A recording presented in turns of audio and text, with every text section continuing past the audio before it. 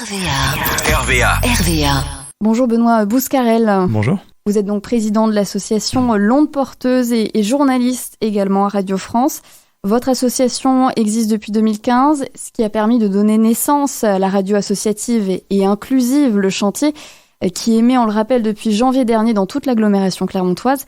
Est-ce qu'on peut rappeler, pour commencer, le concept de cette radio qui favorise avant tout l'insertion sociale ? Alors effectivement, le concept est dit là en quelques mots. L'idée du chantier, c'est vraiment de donner l'occasion à des personnes dites éloignées de l'emploi, de leur permettre de reprendre pied, de reprendre le train de l'emploi, j'allais dire, mais plus largement de reprendre confiance en elles. Les outils de la radio permettent ça, d'aller interviewer, d'aller faire des reportages, d'aller rencontrer des gens, de poser des questions, d'être curieux, etc. Et puis d'utiliser sa voix, son expression. Donc ça redonne confiance. Oui, parce que finalement, ils n'ont aucune expérience en radio, donc aucune. Vous-même, vous les formez... C'est ça, il y a une petite partie formation. Quand ils arrivent pendant quelques semaines, on leur apprend les techniques du montage, les techniques de la prise de son, toutes les petites techniques de base qui sont pas très compliquées en fait, mais qu'il faut quand même posséder. Et ensuite, ils se font la main... Ils vont sur le terrain, ils fabriquent des reportages, mais c'est vrai qu'au début, ils n'ont aucune expérience du tout. Et c'est tout l'enjeu de les former un peu au début, et puis surtout après de leur lâcher la grappe et de leur dire raconte-moi le monde tel que toi tu le vois.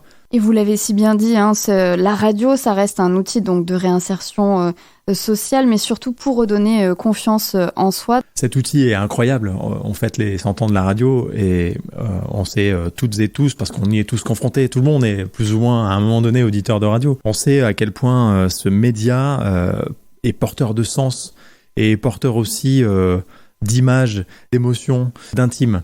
Donner accès à ce média-là à des personnes qui sont éloignées de l'emploi, c'est aussi une démarche, philosophiquement, qui est extrêmement importante pour nous.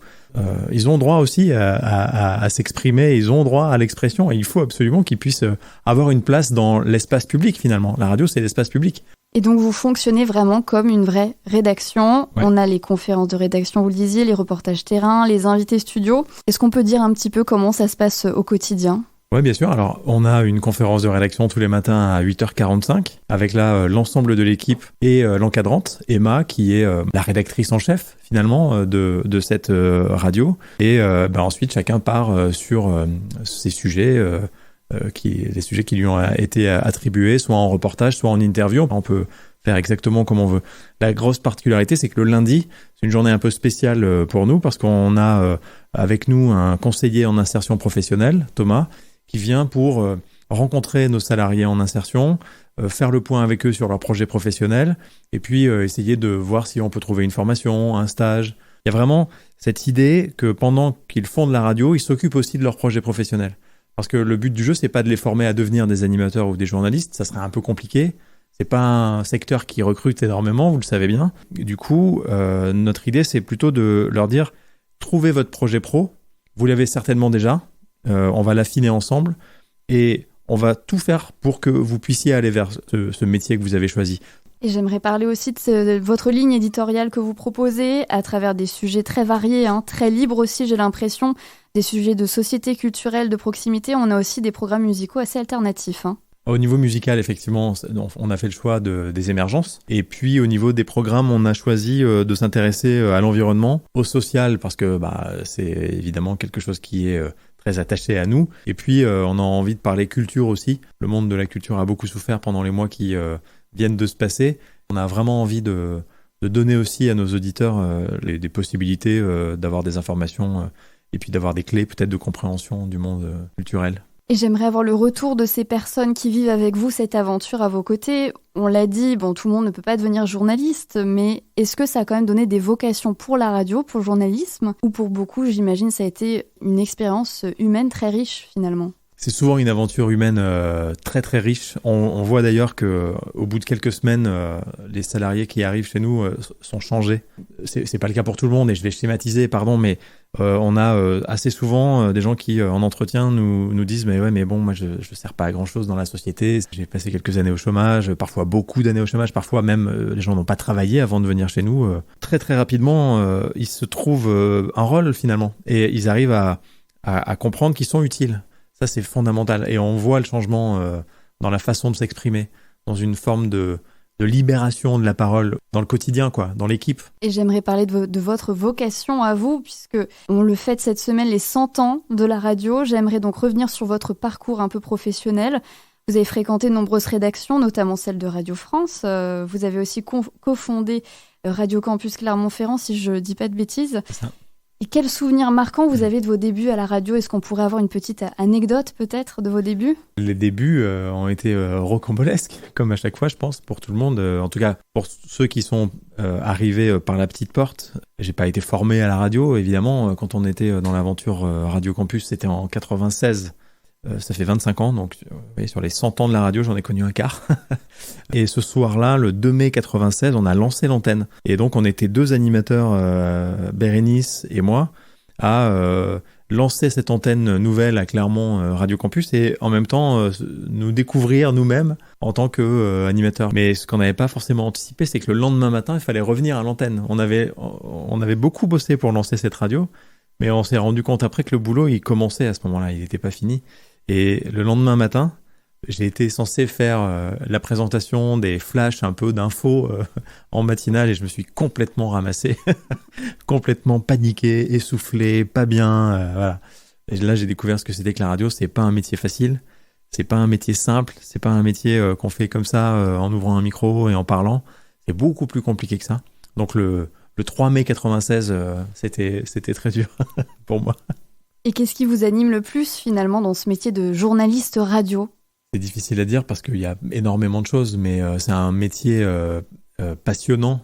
C'est extrêmement fascinant ce média avec lequel on peut, simplement en utilisant sa voix ou un peu de son, fabriquer des images à destination des auditeurs, des auditrices qui sont dans leur voiture, dans leur salle de bain, n'importe où, ou avec leur téléphone, se reçoivent comme ça, non pas des sons, mais des images. En fait, ils fabriquent des images. Ça, je trouve ça fantastique. Mais c'est là où je voulais en venir, parce que malgré l'évolution de la radio avec le numérique aussi, les supports numériques, on peut dire que la radio reste quand même le média qui fascine le plus, peut-être encore les gens, notre société, comme vous le dites, on laisse encore place au mystère et à l'imagination, en fait, finalement. Exactement. Je crois que la radio, c'est l'intime et c'est le partager aussi. C'est le média de l'intimité partagée. Je trouve que c'est fantastique. On peut parler à tout le monde. On peut s'adresser comme ça à l'ensemble des auditeurs de RVA et en même temps, on peut prendre chacune d'entre elles par l'épaule comme ça et lui dire tiens, je vais t'emmener visiter un endroit incroyable que tu connais pas encore et là, faire des images. C'est vraiment fantastique. Je suis pas le premier à le dire. Et vous pensez que la jeune génération, finalement, elle peut être encore touchée par la radio aujourd'hui parce qu'on sait qu'on a des nouveaux formats qui s'adaptent finalement à cette génération comme les podcasts ou les réseaux sociaux ? L'audience radio est en train d'évoluer beaucoup. Chaque vague de sondage nous montre qu'il y a des habitudes d'écoute qui évoluent énormément. Je ne pense pas que la radio soit menacée. Il y a des nouveaux formats, il y a le podcast. Là, les chiffres dans le monde du podcast, ils sont hallucinants, mais dans l'autre sens. C'est-à-dire que ça explose, il y a des producteurs de podcasts partout, il y a des auditeurs de podcasts partout, c'est facile à écouter. Mais ne nous inquiétons pas, dans 100 ans, la radio, en tout cas cette façon de travailler le son, c'est ça finalement la radio. La radio, l'audio, le podcast, on peut dire comme on veut, mais cette façon de travailler le son et de produire un message avec uniquement du son, évidemment que ça sera toujours là. On l'appellera peut-être plus radio comme on l'a connu ou comme on la connaît aujourd'hui, ce sera peut-être autre chose autrement, mais le média son, bien sûr qu'il va continuer à exister. Et quels conseils vous pourriez donner finalement à toutes ces personnes qui aimeraient tenter un peu une expérience radiophonique, que ce soit à des fins professionnelles ou juste pour du divertissement ? Je pense qu'il faut le tenter. C'est, comme on disait tout à l'heure, un média très léger qui nécessite finalement assez peu de moyens techniques, même s'il y en a un peu, évidemment. En fait, on peut aussi faire de la radio maintenant avec son téléphone. Enfin, en tout cas, faire du podcast avec juste son téléphone, la fonction dictaphone. On fait un peu de montage et puis on peut la mettre en ligne, cette petite pastille sonore qu'on a fabriquée. Donc, c'est un conseil d'autodidacte que je vais donner, c'est faites-le, quoi. Si vous avez envie, faites-le, tentez-le. Allez dans les radios associatives aussi, qui sont des formidables viviers pour ça. Il y a plein de radios associatives partout en France. Il y en a 700, un peu plus de 700.